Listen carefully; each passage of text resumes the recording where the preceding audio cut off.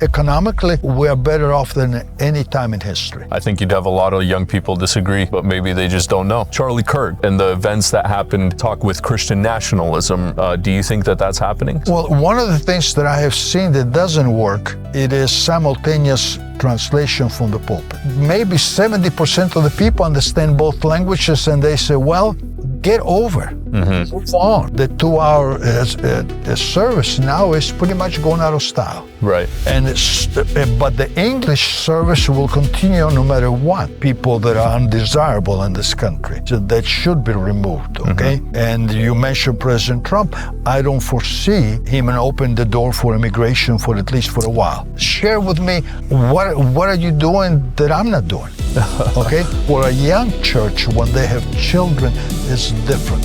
They are so busy, they don't have time, but we have time. So I develop a plan how I read the Bible.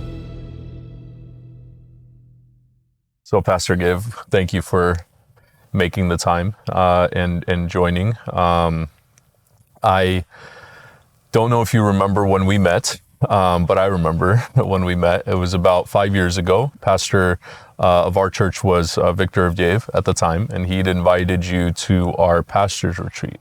And I don't remember if I was already ordained or if I was still on trial or probation period. But I remember introducing myself to you and then started speaking to you in Russian. And you said, I don't know if you saw the struggle, but you said, brother, I can speak in English very well as well. And so we started speaking in English. And it was interesting, your whole life story that you kind of told us back then, and the things that we talked about, because you don't just speak Russian and English, you speak Spanish very well as well. And that's because you have lived in multiple countries. And so before we kind of get going and discuss maybe current church life, church in the Slavic context and multicultural church, multi-ethnic church, maybe you can share a little bit about your background and how you grew up, and then the places where you've pastored and kind of the things that you've seen. Thank you very much. I remember meeting you very well. Okay. And because we all struggle with one language or another, it's not only you, but many of us, including myself, there is a language that I prefer one over the other one. Personally, I often wonder about my background, because both of my parents were born in the Ukraine. During the war, my parents were taken to Germany to work. After the war, my mother became a Christian in Germany. I was still baptized in the Orthodox Church, but soon after that, my mother started going to the Baptist mission and became a Christian. And so from there, from Germany, a couple of years later, in 1950, in January 1950, we came to Argentina. Because those were the countries that were taking immigrants as a result of the Second World War. Yeah. Argentina, Paraguay, Uruguay, Brazil, the U.S. My father had no appetite to come to America because of the things he heard from other people. And so we started living in Argentina. Spanish is my first language, the most comfortable for me. And started going to elementary school. I went all the way through high school in Argentina. Immediately, my mother took me to our church in Argentina. The church, we had a lot of Russian or Slavic churches in Buenos Aires, both large and small. We would meet for Sunday school during the week in our area in different homes, because the church would be downtown, and so it would be difficult to go to downtown by bus. Yeah. And so then about in 1958, 59, my parents' friends from the Second World War, they all came to US or Canada or Australia. And one family kept on writing to us, come to America, come to America. That's what they said. They didn't say U.S., so come to America. And so since my parents were in the late 30s, we were still in school. My mother insisted, and my father finally said, okay, let's go. Okay. It could not be worse than Argentina. Well, we were all excited to come to America, and so we came in 1962. Okay. We came to Erie, Pennsylvania.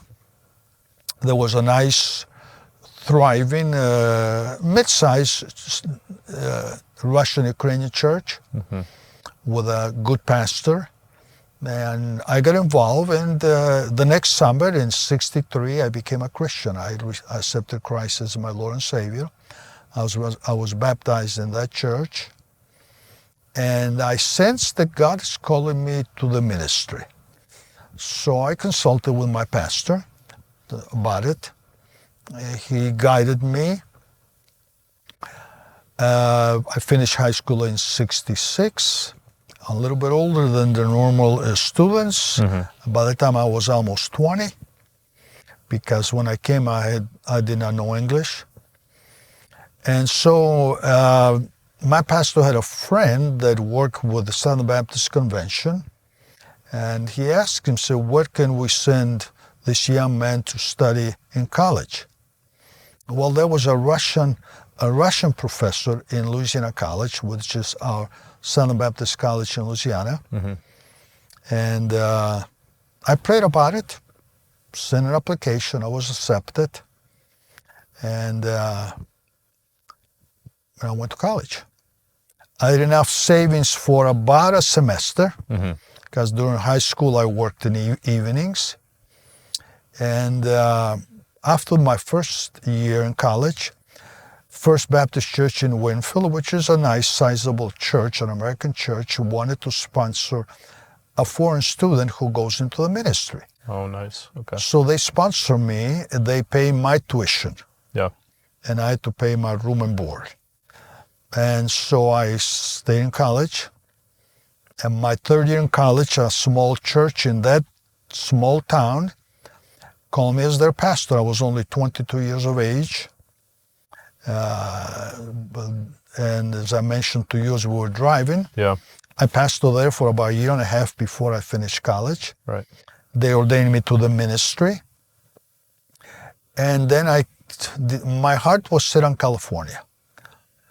Ever since I came to the States, it was the golden state. California was where everybody wanted to go. Is that personal, or is that with family, or is that just like a personal heart set on it? My personal desire. Yeah. Okay. And well, by that time I was almost 24 years of age, so my parents, they did not dictate where I should go to seminary. Right. And I was already on my own.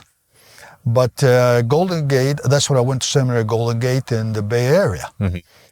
And I liked California when I first came. It was clean and nice, multi-ethnic, multi-racial, and I could speak Spanish, I could speak English here. There were plenty of Slavic people. And so I started my training at Golden Gate. About 2 years later, we got married with my wife, who is a pastor's daughter. We have been married, this year will be 54 years since we got married. Wow. It doesn't seem like... Incredible. Seems like yesterday. Where's my youth gone? Where's my hair gone? And my strength, Yeah. That's what people say. Well, that's true. It's true. You never think about you're going to get old. Yeah. But it's part of life. But you were there in that area, and you still live in that area. So your whole life you've spent, well, not in the Bay Area, but I'm saying in California, at least in that state, your whole life has been there. I came to the Bay Area, which is Marin County, north of downtown San Francisco. Beautiful campus. And, so my last year in seminary, my wife moved from LA to the Bay Area when we got married. Then in '73, when I finished seminary, I enrolled for for my doctoral studies in Los Angeles, and my wife enrolled back to get her MA at USC. And so I accepted an American church as a pastor, and they allowed me to continue my studies. And for 3 years, I went to seminary beyond my master's degree. And I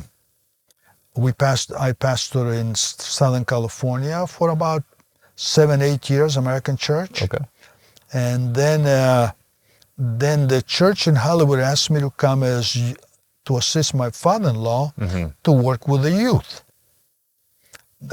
And eventually he retired, and I was called the pastor of the church. And that was a Slavic church. It was the Slavic church, Hollywood, the church in Hollywood. Yeah. We had a beautiful building. We still have a beautiful building, nice congregation. And the congregation was made up of new Russian immigrants that came, let's say, in the early 80s. Okay. A lot of them came from South America, and I knew them from South America as a child. Now they moved to Hollywood, and then we had some old-timers. So actually, my background suited very well because I could relate to people culturally and linguistically. Nice, yeah. And I pastored there for 7 years, and about 6 or 7 years as youth pastor, and then a senior pastor for about fully 7 years. And then the California Southern Baptist Convention asked me to come and lead the ethnic work in California. Yeah. Because of my background. Yeah. Well, it's interesting that you say that, because I think when we talk about the Slavic churches and we're talking about English language and we're talking about the blending of those two things, we think that it's a recent phenomenon, or that it just only recently happened where we have to figure out what to do in terms of languages. Or when you talk to pastors in churches, it's like, well, this is a whole new thing, blending the English and the Russian or Ukrainian, blending the Slavic together. And so you experienced that very early on, and in the 80s, I think, blending those two things together. And so maybe you can speak to some of your experience there, how that happened, and what you've kind of seen. In the 80s, when I was youth pastor, even though the young people spoke English and Spanish, but they didn't speak Russian, we were not allowed to have anything in English, not even a song in our worship service. Absolutely. And no translation. They sit without understanding anything. And as a youth pastor, when I brought it to discuss it in our administrative council, it was a subject that we didn't want to discuss until I became a senior pastor. Okay. And then actually it was providential, not accidental. During one of our church council meetings, one of our deacons said, why don't you begin to preach in English? Because my daughter came to visit from Canada, and she did not understand anything. And so I said, would you back me up? And they said, yes, we will. So I started by preaching a short message in English, a summary of what I would preach in Russian for about 5 minutes. And then I increased it to about 15 through the weeks. And then it became part of the culture. It was never voted upon. It was never approved, never disapproved. And so while I was a pastor, that's what we did. Yeah. Yes. And did you got pushback initially when you started doing that? I got pushed back initially by some of the members, not that many, some, especially those that have no children and that preferred only Russian. Yeah. Because they felt like, well, if they don't understand, they can go to an American church. Well, then you divide the family. And parents are not going to let the teenagers go to a community church and drive to their own church. Yeah. So that became part of the culture. Actually, I would say possibly on the West Coast, I was the first one to incorporate English into our worship service. Okay. And I would say it was successful while the young people stayed there. But because in a large city, the young people tend to relocate because of job or marriage. Right. Yeah. And so this happened, 40 and some years ago. Yeah. Was the young people the main driving force for you changing, or was it a driving force of reaching the community, or what was the reasoning of like, I have to do this and I have to preach in English or have some kind of message for those who understand English? No, for me it was mostly because of our own young people in our church, because we were not reaching the community, because we were a Slavic church. Our sign said a Slavic church, and so we would not have anybody walk into our church at all. There was not a Slavic person. Okay. And the young people, they just grew out of the language, the Slavic language. Oh yes, Yeah. absolutely yes. It's just, it's curious nowadays. Would you say there's a specific type? I know that you said that you have started preaching in English. Did you guys ever go to 2 different services, one Russian, one English? Kind of share your experience about what you've seen in churches and what works well when you're trying to blend the Russian and the English. In our church, we did not go to 2 services, but any event that we had for the young people during the week or Saturday evening, it was always in English. But the formal services were always in Russian. And if it was, let's say, a regional service for young people, we will still incorporate Russian language and English language, because their parents came and their grandparents, so we wanted them to feel part of the worship service. Yes. I think that what we are experimenting now, and not only in the Slavic churches, but in other ethnic churches, I think we are making a great progress nowadays, especially as I spent almost 30 years working with California Southern Baptist Convention. I have observed how other ethnic churches handle the transition or the incorporation of the English language into their service. And I felt they were doing a better job than we were doing as Slavic people. And if I may share with you, for instance, what I have noticed, for instance, in these 2 specific groups, Chinese and Koreans, they would have simultaneous services in 2 different sanctuaries on the same premises at the same time. And so the Chinese-speaking people will go into this auditorium, English-speaking people will go into this auditorium. And that is, for me, is the best model, because grandpa goes here, and maybe parents can go here, but the children or grandchildren, they can go there. Then they walk out at the same time from church, they can go home for lunch. And so and those churches, I have noticed, they're growing. And I think now some of our Slavic churches are beginning, I will not say it recently, some as far back as 20 years ago. They're experimenting. Some are succeeding better than others. But I think this is a better model from my point of view. And I know I've shared with you a little bit, but our church has tried that as well, where we've had one service simultaneously in Russian, and then in the next hall it was going in English. And I think there's certainly a unifying factor there, where the family comes to the church building together, although they might be in separate halls, but then leave together as well. And I think it's one of those things that you're trying to maintain unity even when there's that language barrier between families. And at the same time, let's say the model that you just mentioned, the children may go to an English service and the parents say, well, we're not sure what they're doing there. They can come in and observe and say, my goodness, they are singing, songs, and I hear the message.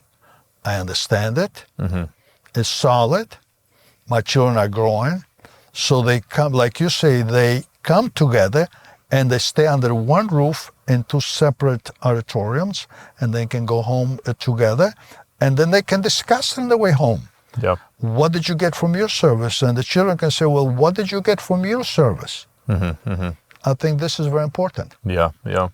I also think if you're a church that has maybe not as big of a building, or you have one main hall and you do go to two services. I know we discussed different options between translation or having a English sermon or English song and then a Russian sermon or a Russian song within one service, or to have an English service and a Slavic service.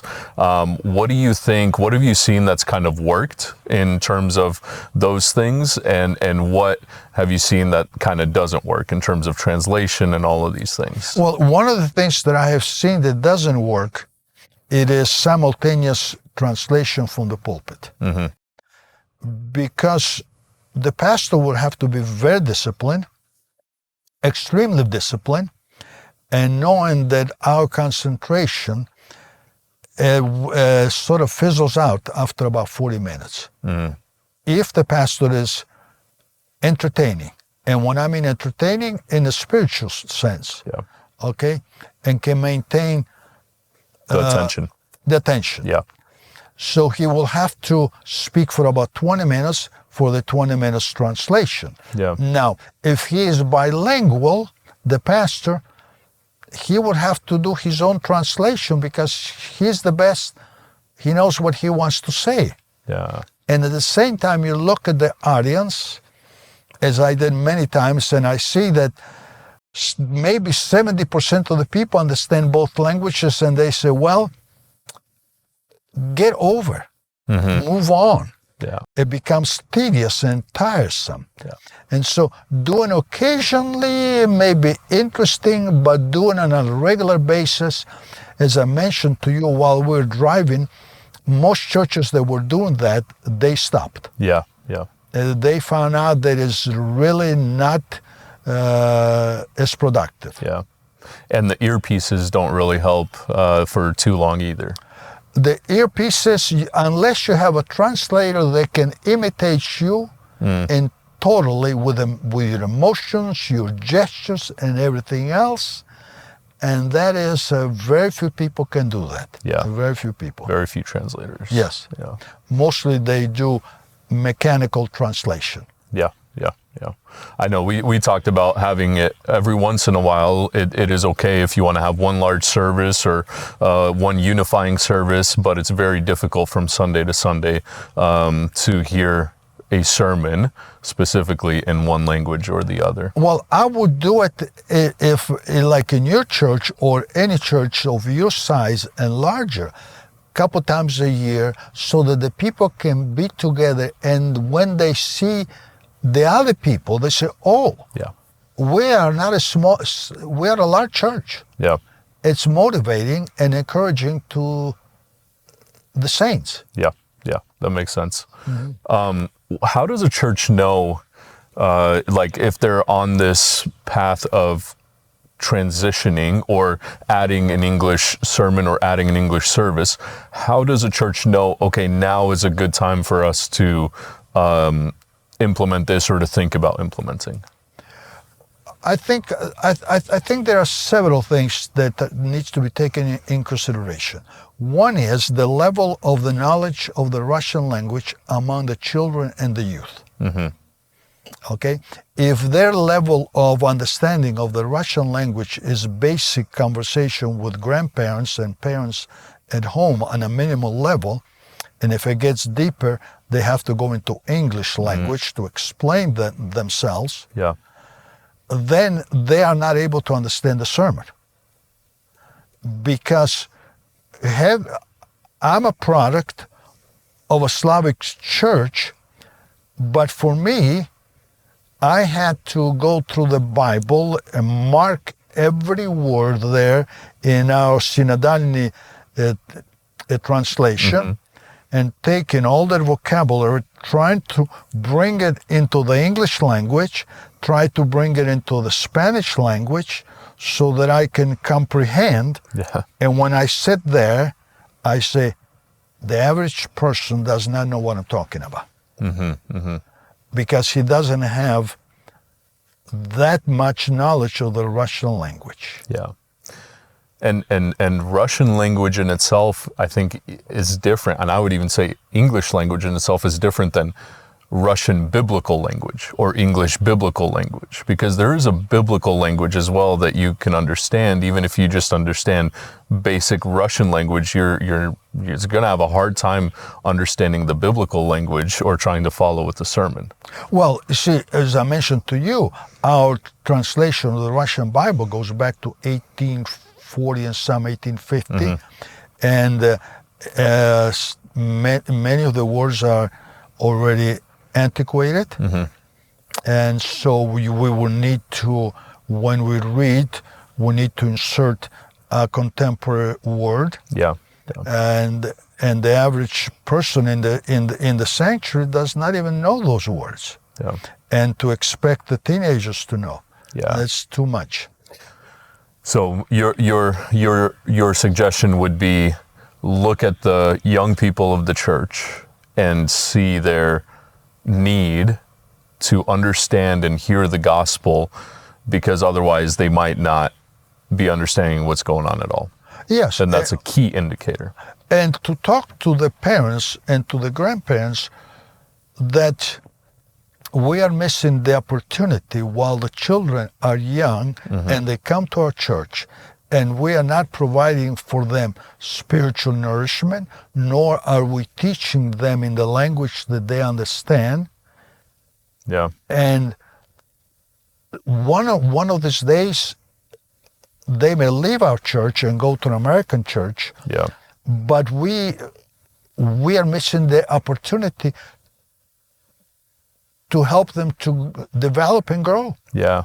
You mentioned with your father-in-law, you had this conversation about now from the pastoral responsibility of having to care for the souls of those young people. Can you kind of share that conversation? Yes. My father-in-law pastored the church before I did for about 25 years.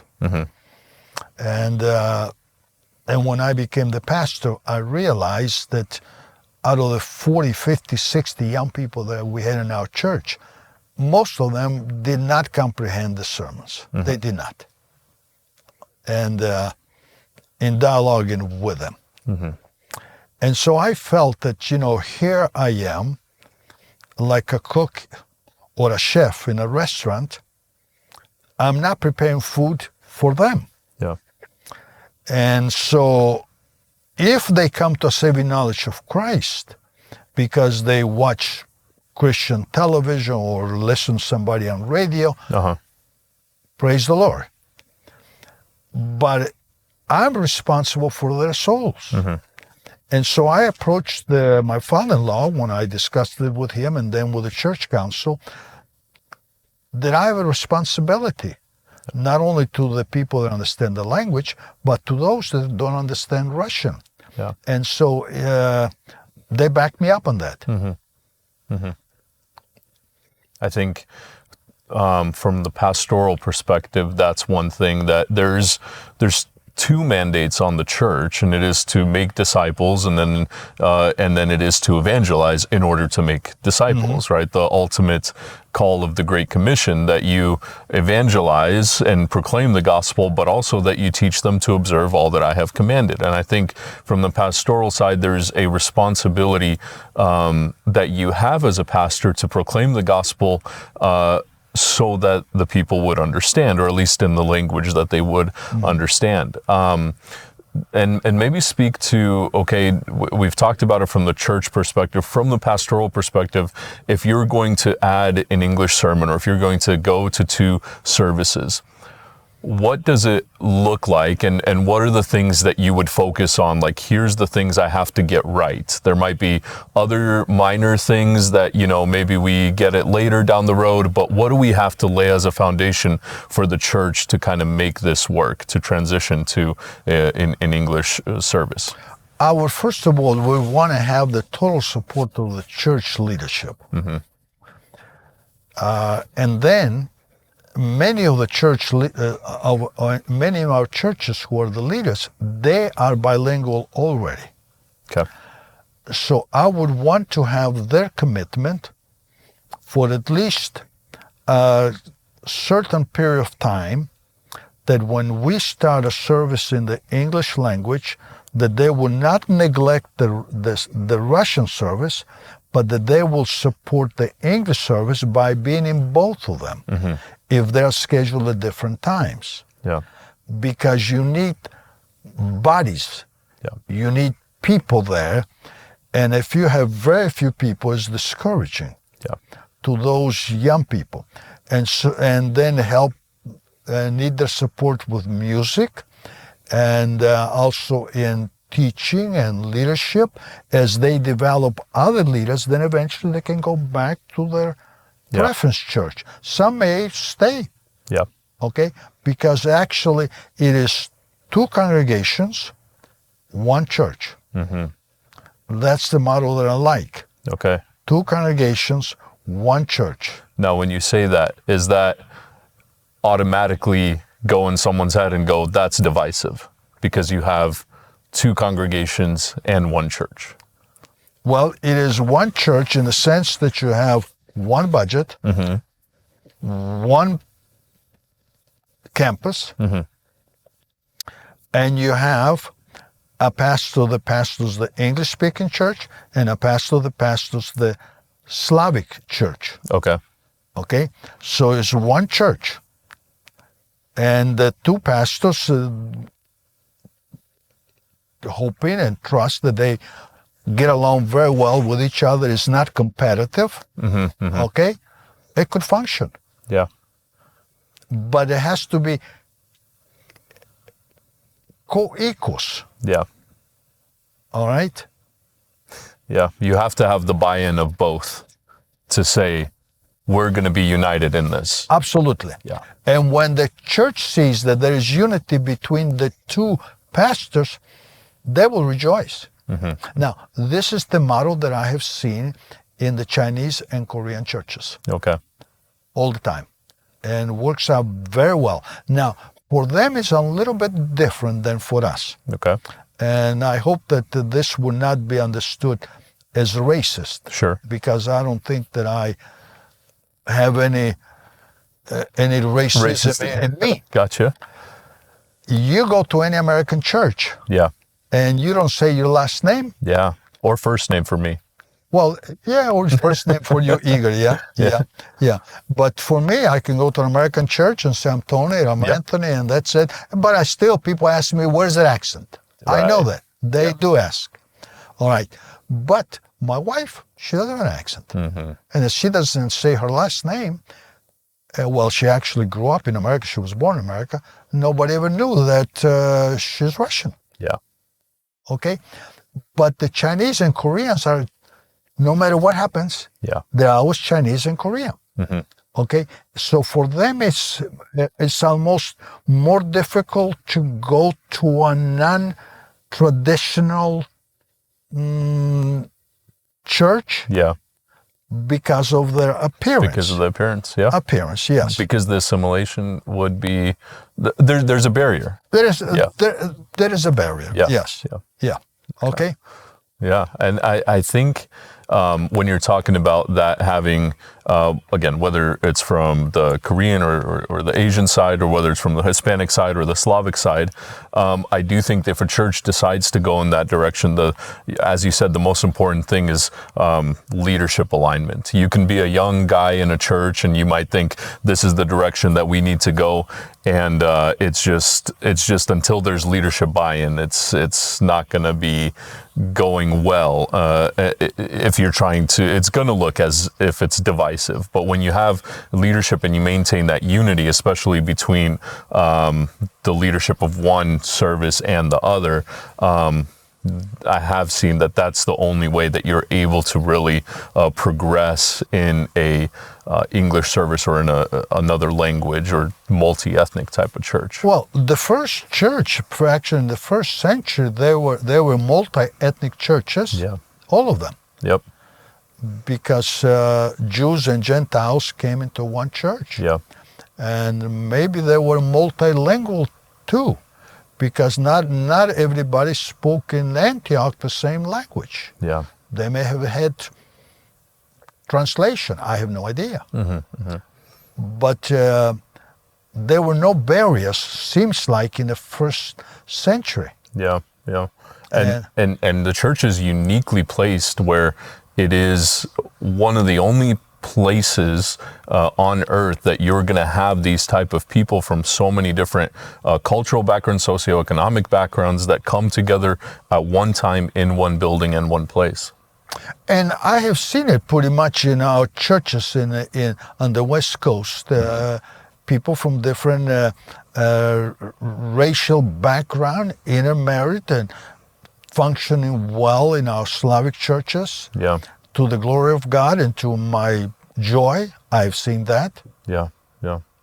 Let me ask you a question, and I don't mean this to sound, I don't know if you've heard this, but some people will say, okay, well, we have our Slavic church with its traditions, and we don't want to dilute it or make it worse with bringing in the American church culture or style into it. Have you dealt with that, and what is your response there when you look at those things? Well, I think that if I go back, and I grew up outside of the Soviet Union, our Slavic churches are not what they used to be. Before this last immigration, since you came, you said your parents came in 1999. 99. Our Slavic churches, I could close my eyes. It started this way. We'll have a hymn, invocation, hymn, announcement, choir will sing, we'll take the offering, and then the pastor will preach, and we'll call for prayer. Anybody wants to pray and pronounce the benediction. Okay. All right? You're saying that's before pre-Soviet Union? Pre-Soviet Union. Okay. Look at how it's changed since. Yeah. Totally changed. First of all, most of our services start with a reading of a passage of Scripture and prayer, and then song. Right. Okay, then maybe one short sermon and then the main sermon. So we have already made changes, and I'm not saying that one is better than the other, but it's part of our culture. And so what we need to do, one elderly pastor said it years ago, we need to bring our culture from your country, my country, your country, and say, now, let's see how can we blend all of that and make it a wonderful Christian service. That's the best way. Okay? And so, for instance, the 2-hour service now is pretty much going out of style. Right. One now is about an hour and a half. Yeah, I think multiple sermons throughout is also kind of fading. It's fading. Maybe the need is there to change. Yeah. And we better listen to the voices of the people when they make suggestions. Not every suggestion is a negative. Some are very positive. Yeah. And we need to pay attention, especially on the length of the worship service. Yeah, it's just that kind of trying to blend and see, okay, well, here's the American culture and the way that church is done. Here's our Slavic culture and how church is done. And I think there's a good foundation that we see biblically, which we know that God must be worshipped. We know Christ must be exalted. We know the word must be proclaimed. We know that communion must be taken and all of these things and the prayers of the saints. And then the style or the way that we do it, well, that differs from nation to nation. That sometimes even differs from church to church. And I think we need to take into consideration, let's say, why do we start a service in English? It is because we want to reach our own people that prefer the English language, or the second model, because we want to reach the community. Yeah. And I think that's a better model. If we want to reach the community, then we have to de-emphasize Slavic and Russian and Ukrainian, because if our young people invite their friends and they want to feel like they are in America, in an American church. Yeah, yeah. And that's very important. Yeah. Yeah, that's where I think your motivation for why you would want to add an English service or transition to two is it will drive how you structure a lot of things. So I think, like, foundation-wise, we talked, okay, there has to be leadership buy-in and purpose, but once you begin to add, we want to reach the community, that changes some things. That changes the way that you do your signage. That changes the way that you have your graphics. It changes the way that you have your service times. I think, like, it begins to drive a lot of other conversations that are maybe secondary, but still really necessary. Absolutely. Yeah, yeah. As we talk about the church in America, and you have been here for how many years now? 64 years since 64 I came to years. America. So you're an American for the most part, because I consider myself an American too. Amen. But I have been here. To that. I have been here for 30. No, 26 years. 26 years. 26 years. 26, yeah. 26 years. And so, what do you see, especially now with Trump in office and all of the events since 2020? What do you see as here's what the church needs? Is it a type of reformation? Is it any type of change? What do you see that, like, the church at large, here's what we need to do? When we talk about the church at large, I think that we need a spiritual revival, a spiritual awakening in America. Do you think it's happening? Because there's a lot of people that will point to some of the Charlie Kirk and the events that happened, and all the talk with Christian nationalism and all of this. Do you think that that's happening? I'm not sure, because when I see some of the things that are happening with Turning Point USA, I'm not sure the prophets of the Old Testaments would approve it. Okay. Because they're getting involved in synchronism, where they would have a person who is, let's say, culturally Christian, but not born again. Right. Or his lifestyle doesn't... Christ has no effect on it. The Christ has no effect on them. That's a good way to put it, okay? Yeah. I wonder, is this going to fizzle out? Okay? Yeah. Because when you begin to bring the church, the world into the church, Yeah. if it dies. Right. Now, I know that we need to bring the people from the world to Christ and into the church, but it has to be done with Christian methods and with the Word. Yeah. Because we can't compete with the world. No. They have better mechanism, more resources. And we're naturally drawn towards it. What? And sinners are naturally drawn towards that. That's right. Yeah. And when they come to us, it is because they want something different. Yeah. I think personally that there is a movement in America. Yes, there's a movement. And I don't want to sound in any way that I want to go back to the good old days, because I'm not sure we had any good old days. Economically, we are better off than any time in history. Yes. Okay. As far as I'm concerned. Yeah, I think you'd have a lot of young people disagree, potentially, but maybe they just don't know. I think that maybe the only thing that is more expensive now is housing, and I sympathize with young people. Yes, housing is more expensive than when I first came to the States, because I think the average person could rent a house when I came in 62 for about 25% of his income. Yeah. So I don't know now. Yeah. Maybe some small town, maybe. Right. Yeah. Housing is more expensive. Yeah. But everything else, I think, is better quality and less expensive. Yeah. And more available than before.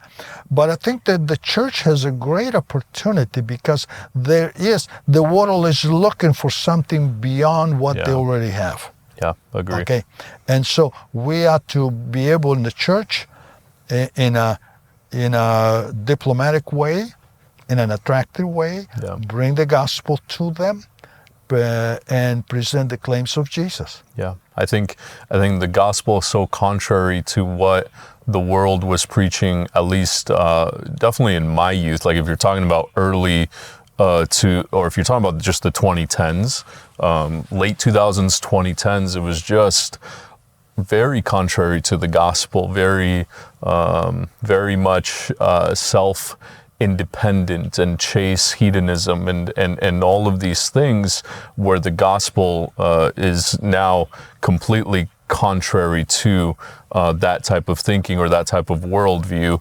I do think when we're talking about revival and spiritual awakening, it seems to me that what the first indicator of a true revival and spiritual awakening throughout history is a repentance of the people. And I think we have yet to see that all the way in America when we're talking about all of these events that are considered revival or awakening. Yeah, mostly now is still blending everything together. Yeah.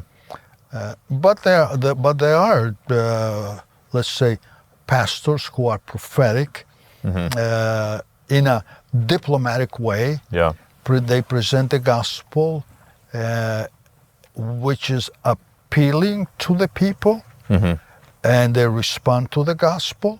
So I think that the growth of the mega churches is something new. Yeah. I would say in the last 30, 40 years. Because until then, it mostly were mid-sized and small churches. Now, because of some great, let's say, people that are able to maintain and have a good communication skills, they attract a lot of people, and they present the gospel very, very well. Yeah. Yes. Yeah. Anything else that you would say, like, here's what pastors should do in this time that we're kind of living in? I think that if I were to begin anew, I would want to, let's say, at least not to visit it, but at least have a phone communication with those ethnic churches, and not only Slavic, but outside of the Slavic circle. Okay. What are the things that really function very well in your church? I understand you're growing. And your services are in your native language, right, and also you have an English service. Share with me, what are you doing that I'm not doing? Okay? Yeah. I mean, with our services, I think our biggest focus is we preach the word and we put an emphasis on the word. And I think we do that in our services, and we also try to do that in our ministries. And we place an emphasis on having a unity between the pastors and between the church council. And that's, I wish you could say, like, when we started, everyone was unified, and it just almost never works that way. And so we started in 2016. We're hitting 2026. We're about to have 10 years of this, and the unity has taken hold to where you can ask even any member, and it's just oh, we've always had the English and Russian services, right? So to them, it used to be a new thing, but now it's just so accepted in the church that, yeah, there's a English service at this time, there's a Russian service. Maybe there's some who still disagree. It doesn't hit my ears. I don't know if it hits some of the other pastors, but we've unified in that by the grace of God several years ago.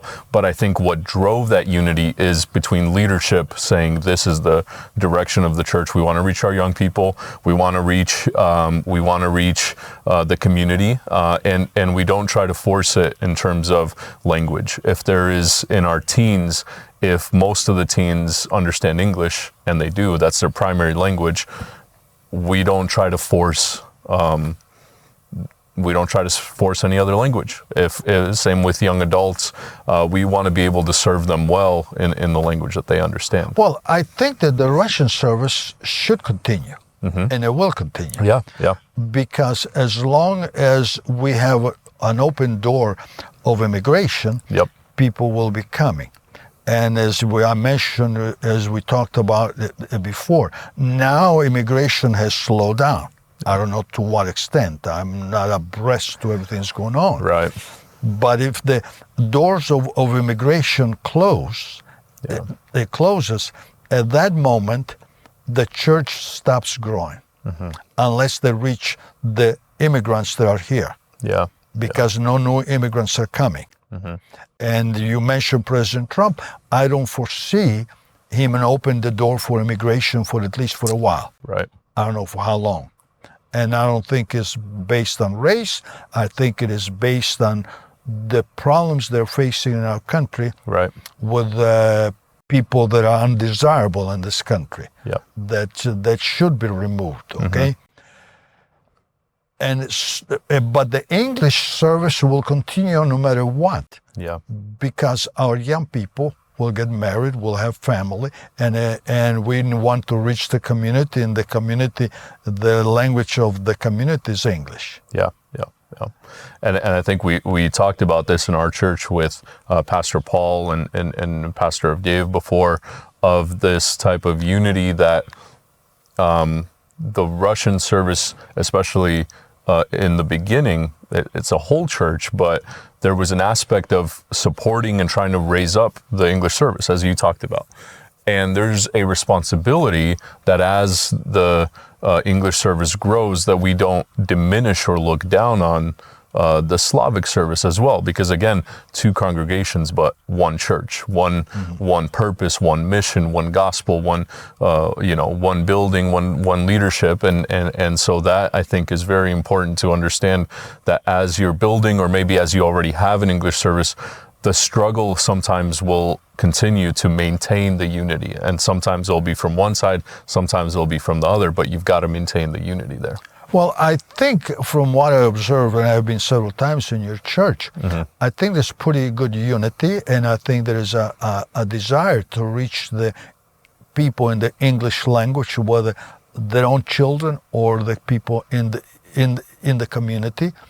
And I don't foresee anything but growth for your church, especially if you preach the word. Yes. Proclaiming God's word. Amen. To kind of wrap up our time here, you started pastoring when you were 22.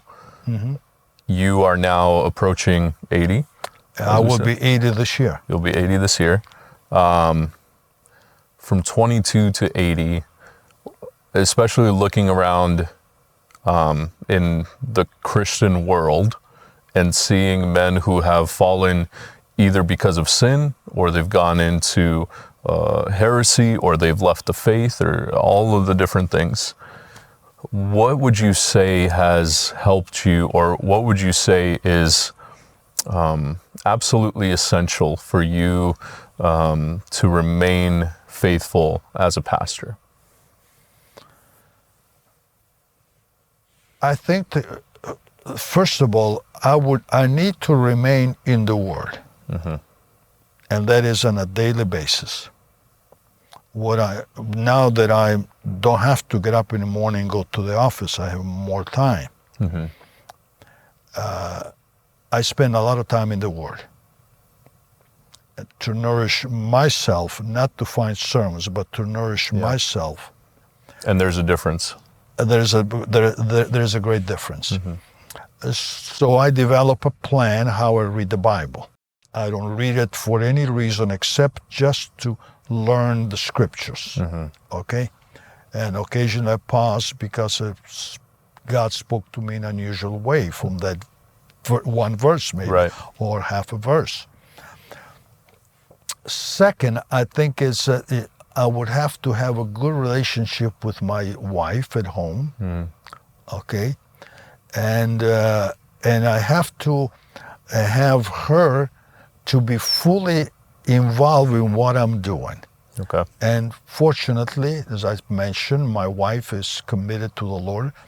She grew up in a pastor's home, and she's totally involved in playing the piano in church, singing in the choir, and if I'm gone, she can teach my class. All right, that is a plus.